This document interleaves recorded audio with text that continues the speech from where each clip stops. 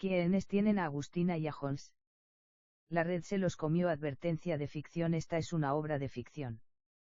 Los personajes, instituciones, lugares, fechas y acontecimientos fueron creados con fines narrativos. Cualquier semejanza con personas o casos reales es una coincidencia o una recreación literaria sin intención de atribuir responsabilidades reales. El muchacho que nos salió a las 4:17 de la madrugada. Apagaron la música. No fue un silencio completo. Los parlantes siguieron expulsando un zumbido grave, parecido a la respiración de un animal dormido. Sobre la pista quedaron vasos de plástico, colillas, manchas de alcohol y pequeños charcos que nadie quiso identificar. Los jóvenes avanzaron hacia la salida empujándose unos a otros. Algunos reían. Otros caminaban sosteniéndose de las paredes. Afuera esperaba una fila de taxis sin identificación, conductores fumando y muchachas que buscaban a sus amigas entre la multitud. Holmes no apareció. Dentro de la discoteca, un guardia llamado Navarro encontró al muchacho en uno de los baños del segundo piso. Estaba sentado entre el inodoro y la pared, con la cabeza caída sobre el pecho. Al principio pensó que dormía. Le golpeó la cara 2 veces. «Despierta, huevón. Están cerrando».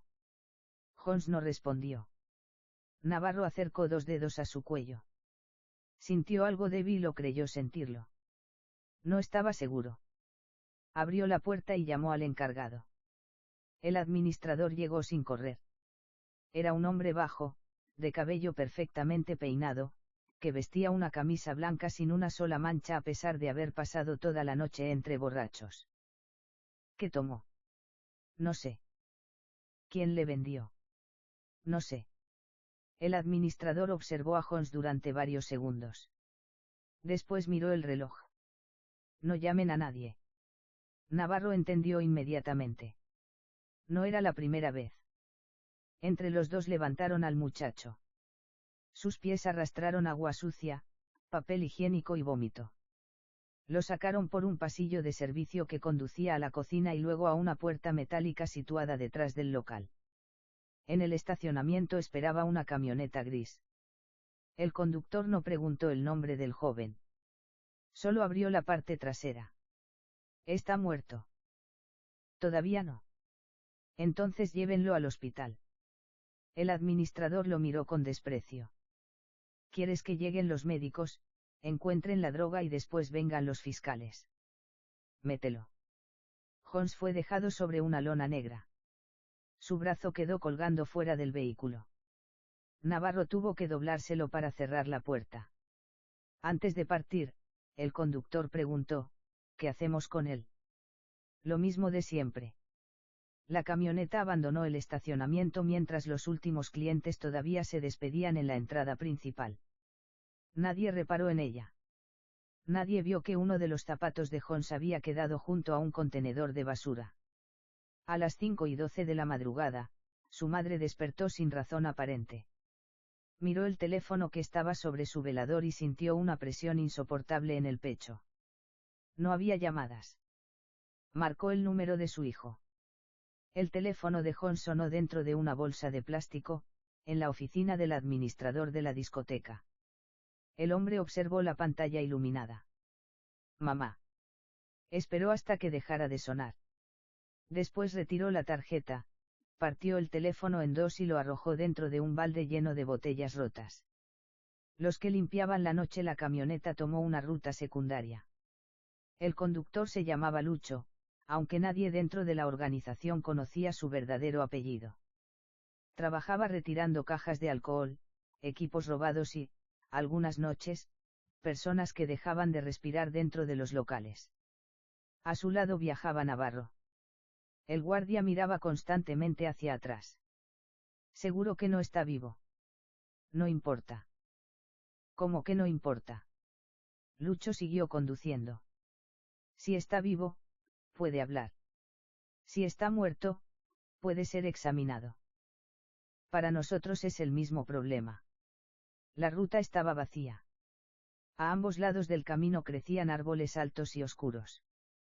La lluvia golpeaba el parabrisas, haciendo desaparecer por momentos las líneas del pavimento. Holmes comenzó a moverse. Primero fue un golpe débil contra el piso de la camioneta. Después un gemido. Navarro se dio vuelta. Está despertando. Lucho frenó junto a un camino de tierra. Revisa. Navarro abrió la puerta trasera. Holmes tenía los ojos entreabiertos. Intentaba mover los labios, pero solamente expulsaba aire.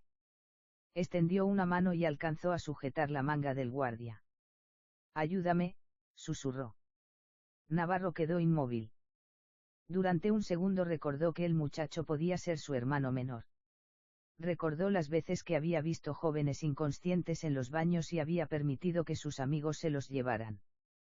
Pero esta vez el administrador había dado una orden. Lucho apareció detrás de él. Súbelo otra vez. Está vivo. Ya lo sé.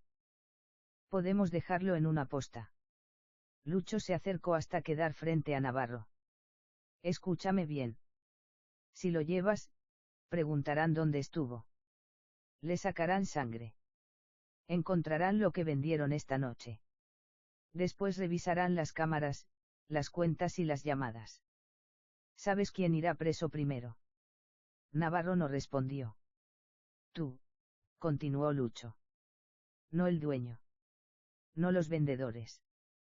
Tú. El guardia pobre que aparece en todas las grabaciones. Holmes seguía aferrado a su manga. Por favor. Navarro soltó lentamente los dedos del joven. Cerró la puerta. La camioneta siguió avanzando durante 40 minutos hasta llegar a una construcción abandonada cerca del río. Allí esperaban dos hombres. Uno llevaba botas de goma, el otro, guantes quirúrgicos.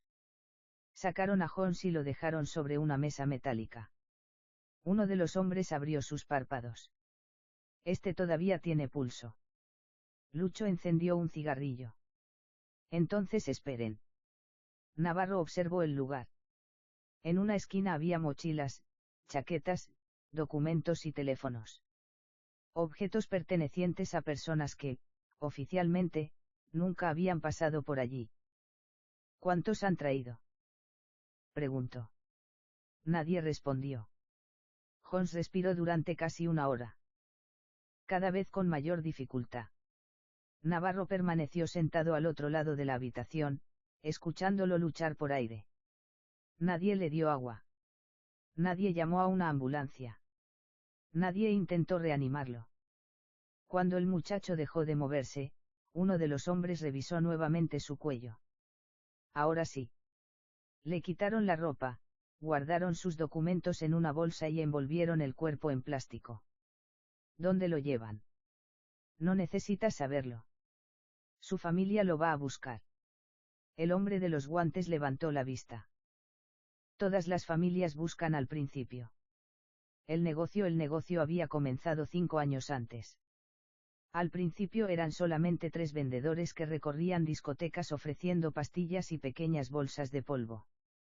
Pagaban una cantidad semanal a los guardias para entrar sin ser registrados y entregaban una parte de las ganancias al administrador.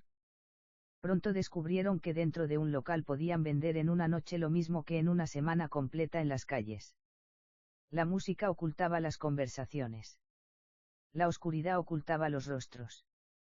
El alcohol hacía que nadie recordara con claridad. Los dueños también ganaban. Un cliente drogado compraba más bebidas, permanecía más tiempo dentro del local y rara vez reclamaba por los precios. Cuando se producían peleas, robos o abusos, todo podía atribuirse a la borrachera. Después aparecieron los policías. No llegaron a detener el negocio. Llegaron a cobrar. Un sargento visitó al dueño de la discoteca y dejó sobre su escritorio una carpeta con fotografías, nombres y matrículas de vehículos. Esto podría terminar mañana, dijo. O podría durar muchos años. El acuerdo fue sencillo. Dinero cada mes. Información anticipada sobre fiscalizaciones. Desaparición de denuncias menores. Protección en los controles de carretera. La red creció.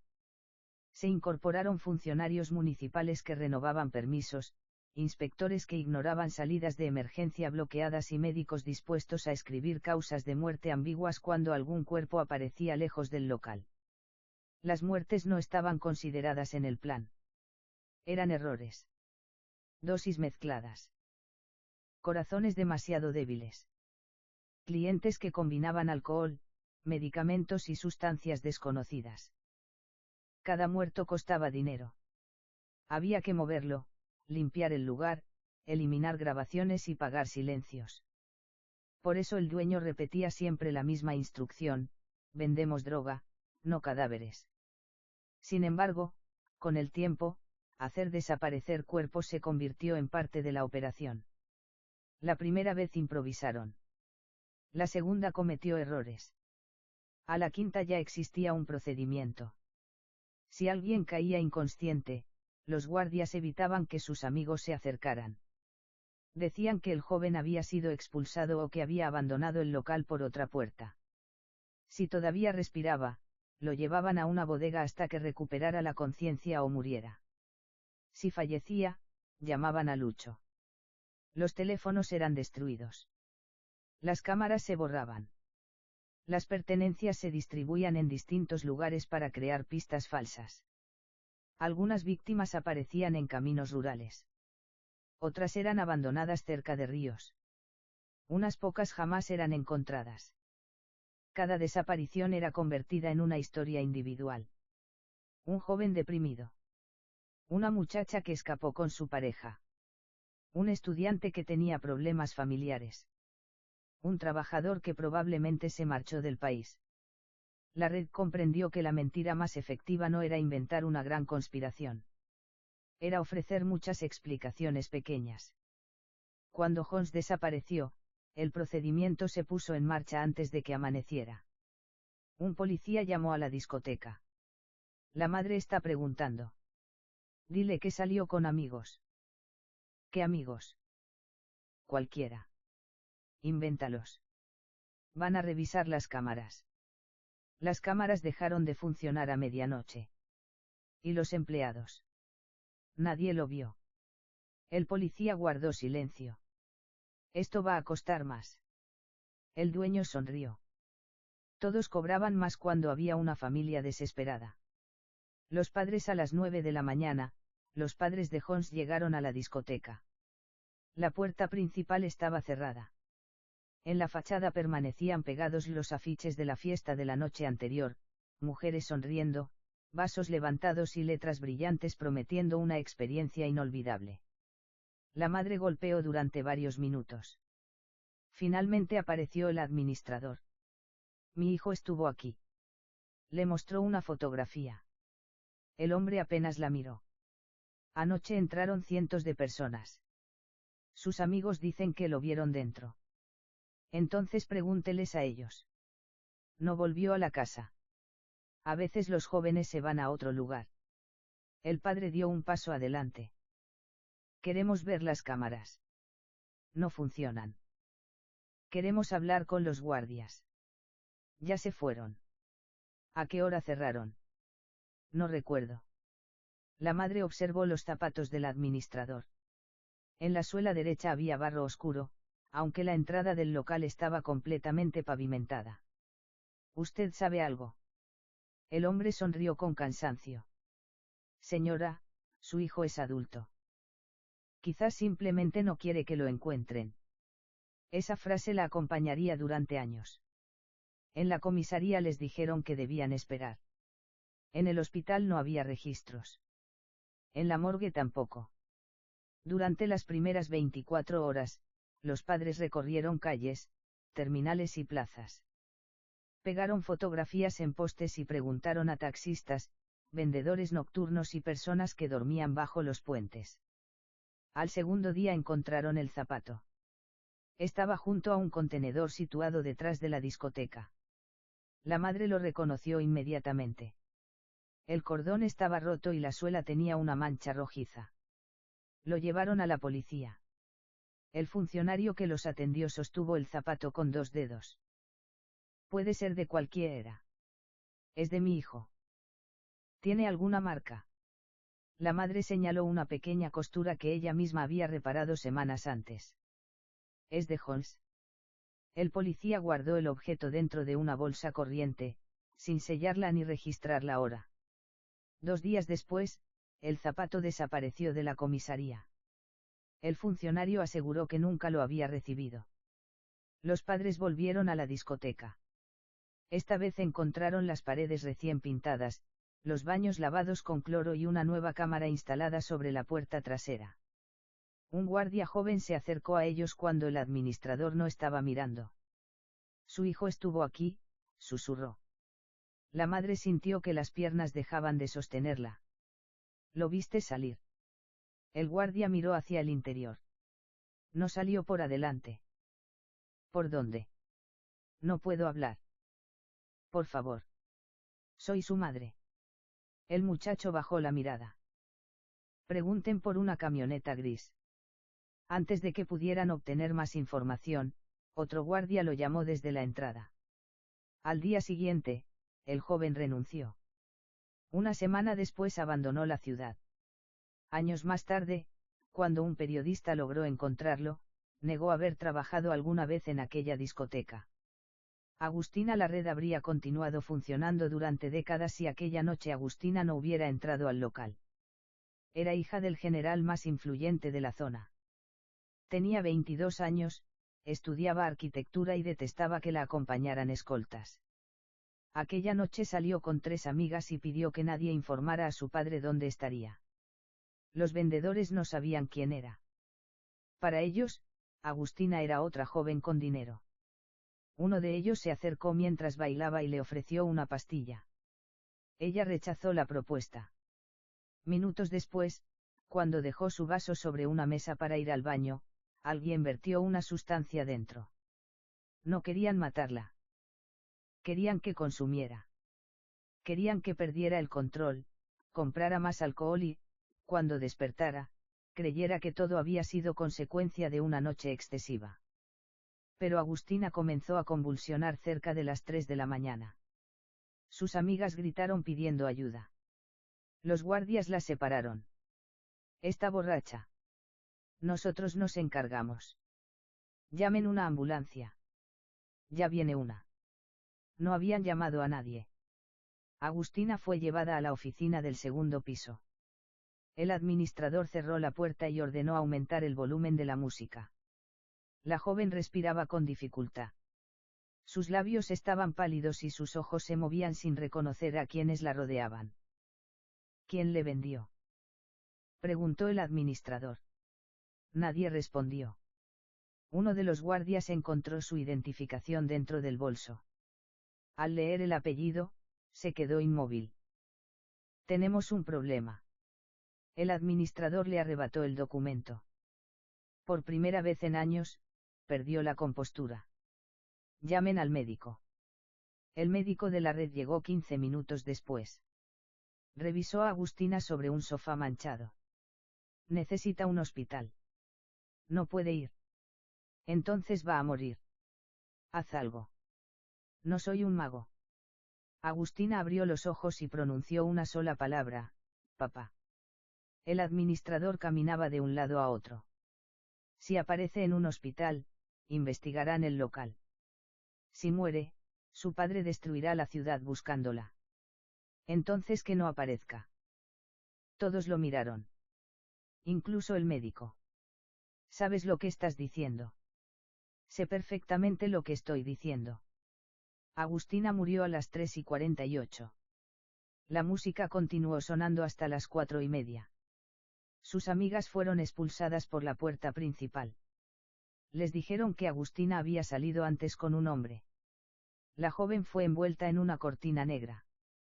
Lucho recibió la llamada. Cuando llegó y vio el documento de identidad, se negó a abrir la camioneta. No me metan en esto. El administrador le puso una pistola contra el pecho. Ya estás dentro. Mientras cargaban el cuerpo, una de las amigas de Agustina consiguió volver al estacionamiento. Alcanzó a ver la camioneta gris saliendo por el camino lateral. También vio algo más. Un automóvil policial escoltándola. La noche en que la red se rompió, el general recibió la llamada a las 6 de la mañana. Su hija no volvió a la casa. Durante la primera hora actuó como padre. Durante la segunda, como general. A las 8 había ordenado revisar hospitales, carreteras y cámaras de seguridad. A las 9 tenía los nombres de todas las personas que habían trabajado en la discoteca. A las 10 sabía que una patrulla policial había circulado detrás del local durante la madrugada. La red entró en pánico. El dueño llamó al sargento. Tu patrulla aparece registrada. Borra el registro. No puedo. Ya lo pidieron desde arriba. Entonces di que fue una ronda normal. El general no es idiota. El vendedor responsable de la sustancia desapareció esa misma mañana. No porque hubiera escapado, sino porque los demás miembros de la red decidieron que era demasiado peligroso mantenerlo con vida. Su cuerpo apareció días después dentro de un automóvil incendiado. La policía informó que se trataba de un ajuste de cuentas relacionado con drogas. El médico destruyó sus anotaciones y viajó al extranjero. Lucho escondió la camioneta dentro de un galpón, pero antes retiró una pequeña cámara que había instalado meses atrás para protegerse de los dueños. En ella estaban grabados varios traslados, nombres y conversaciones. Navarro comenzó a beber. Sabía dónde habían llevado a Holmes. También sabía que la misma construcción había sido utilizada para retener a Agustina. El administrador convocó una reunión en el sótano de un restaurante cerrado.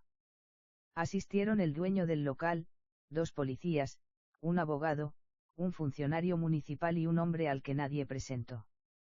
Desde hoy, dijo el desconocido, nadie actúa por su cuenta. El sargento golpeó la mesa. Yo no voy a caer por una niña. El dueño lo miró. Esa niña es hija de un general. Entonces entréguenle al vendedor. Está muerto. ¿Quién ordenó eso? Nadie respondió. El desconocido abrió una carpeta. Todos ustedes han ganado dinero con este negocio. Todos autorizaron pagos, alteraron registros o entregaron información. Si uno cae, caerán los demás. Podemos cerrar el local, propuso el funcionario municipal.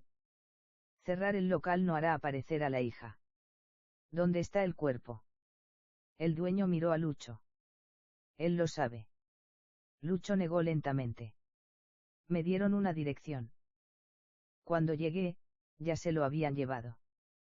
El desconocido lo observó. ¿Quiénes? No los conocía. Mientes. Lucho se puso de pie. Uno de los policías sacó su arma. La reunión terminó sin acuerdos. Esa noche, cada miembro de la organización comenzó a preparar su propia defensa. El dueño guardó copias de los pagos. El policía grabó conversaciones. El funcionario escribió una lista de nombres. El abogado preparó documentos para culpar a los vendedores. Lucho ocultó los videos. Navarro escribió en un cuaderno todo lo que recordaba sobre Holmes. La red que durante años se había protegido mediante el silencio comenzó a devorarse desde dentro. Ya no se trataba de ocultar 2 cuerpos. Se trataba de decidir quién sería sacrificado para proteger a los demás. 2 familias. La madre de Holmes escuchó el nombre de Agustina por televisión. Vio al general hablando frente a las cámaras, rodeado de oficiales y periodistas. Prometía utilizar todos los recursos disponibles para encontrar a su hija. Durante años, ella había pedido lo mismo. Le habían dicho que no había personal. Que no existían pruebas. Que Holmes probablemente se había marchado voluntariamente. Ahora veía helicópteros sobrevolando los mismos caminos que ella había recorrido a pie. Sintió rabia. Pero también esperanza. Si Agustina había desaparecido en la misma discoteca, quizás alguien revisaría finalmente aquello que durante años se habían negado a investigar. La madre llamó al número habilitado para recibir información. Mi hijo también desapareció allí. La funcionaria respondió con indiferencia. Este número es solamente para antecedentes relacionados con Agustina. Está relacionado. Tiene pruebas. Tengo 7 años buscando pruebas que ustedes hicieron desaparecer. Le cortaron. El padre de Holmes decidió escribir directamente al general. No pidió dinero ni favores.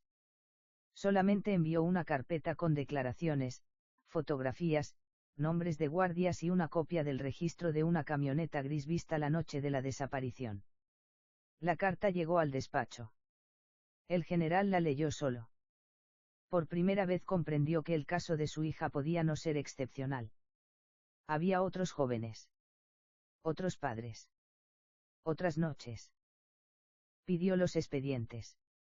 Algunos estaban incompletos. Otros habían desaparecido.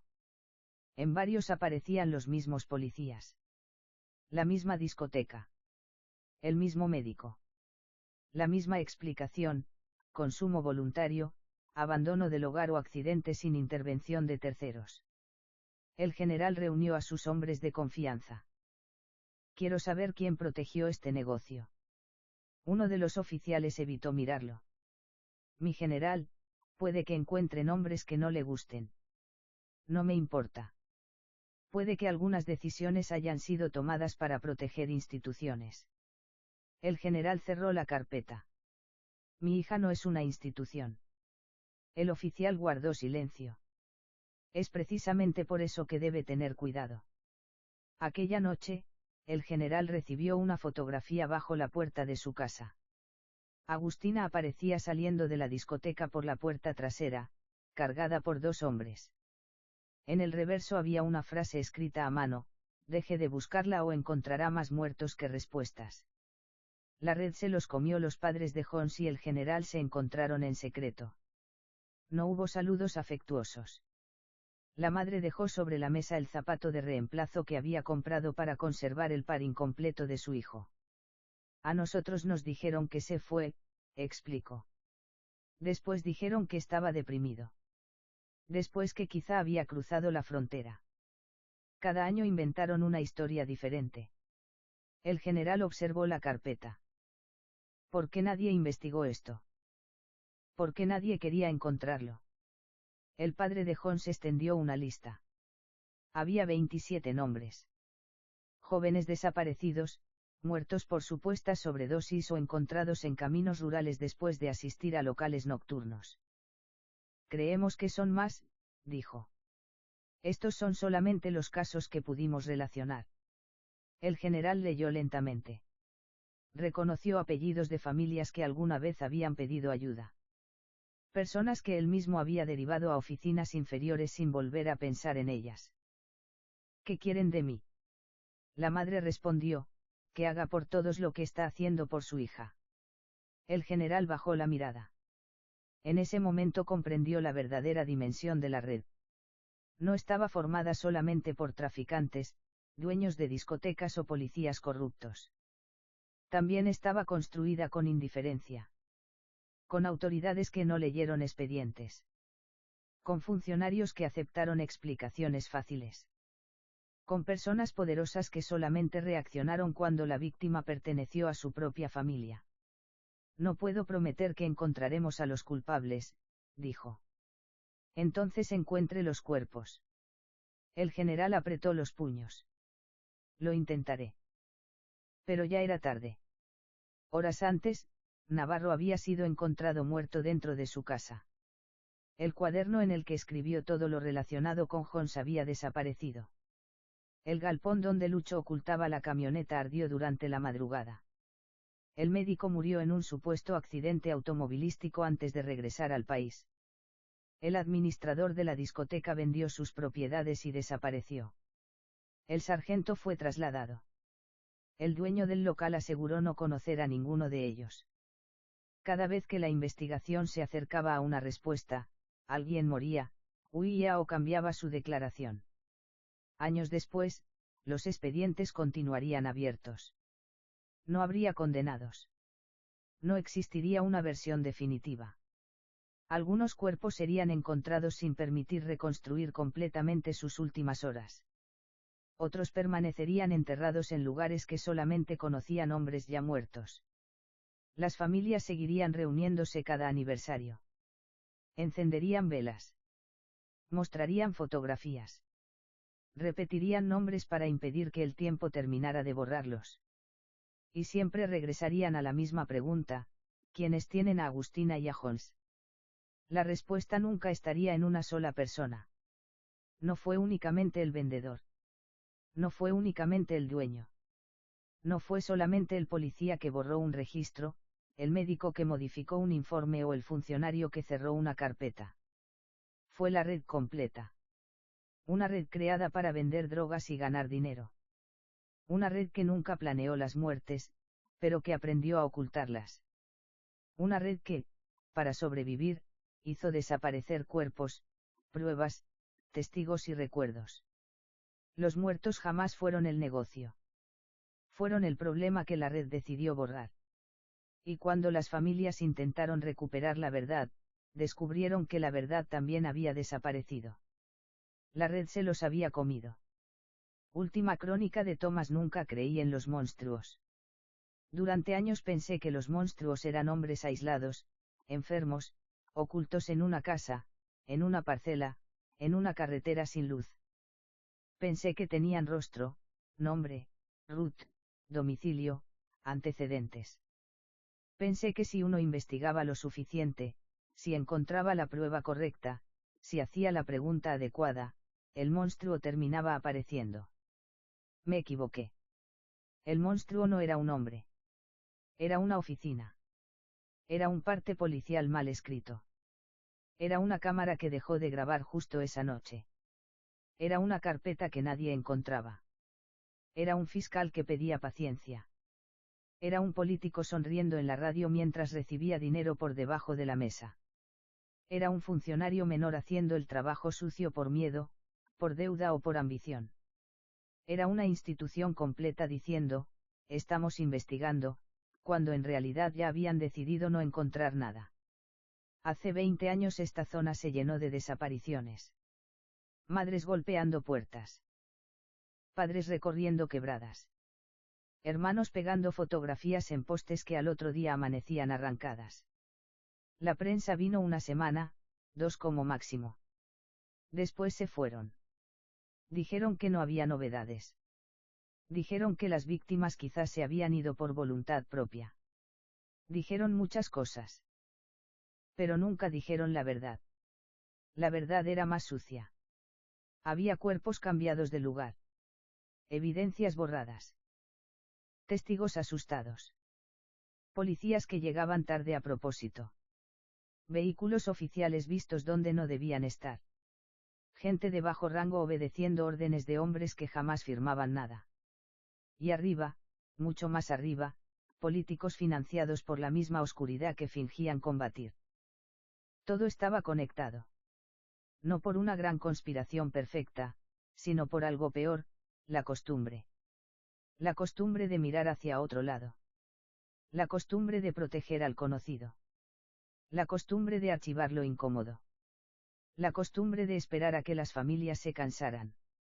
En esta zona todos aprendimos una regla que nadie se atrevía a decir en voz alta: si alguien desaparecía y no aparecía dentro de 7 días, dejaba de pertenecer a su familia.